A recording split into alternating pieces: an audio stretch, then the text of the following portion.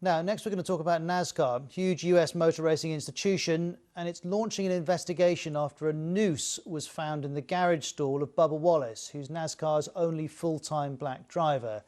In this statement posted on Twitter, Wallace described the incident as a despicable act of racism that left him incredibly saddened.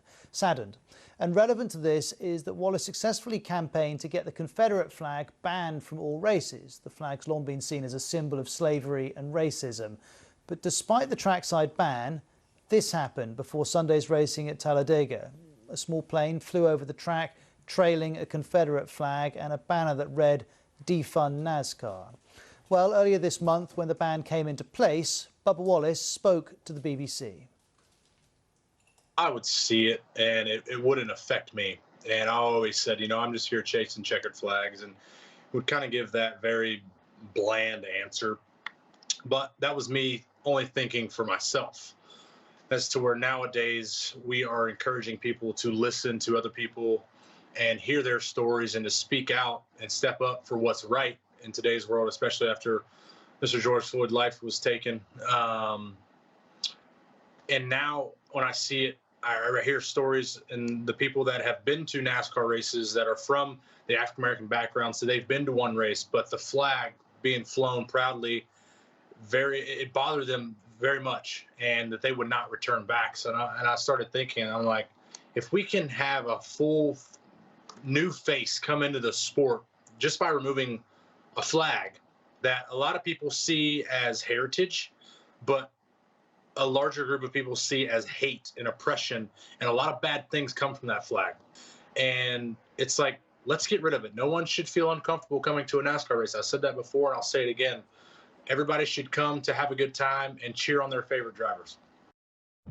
It shouldn't need saying, but perhaps it does, that the Black Lives Matter movement is a cry of protest, of rage even, at the basic injustice of decades of ingrained discrimination and abuse. So a banner that appeared above a football game tonight was, in the circumstances, particularly inflammatory. White lives matter, it said. Well, on the face of it, yes, of course, all lives matter. But in the context of those protests against injustice, many have found it deeply offensive, including Burnley Football Club itself, which said it is working to identify those responsible for the offensive message. Geraint is here.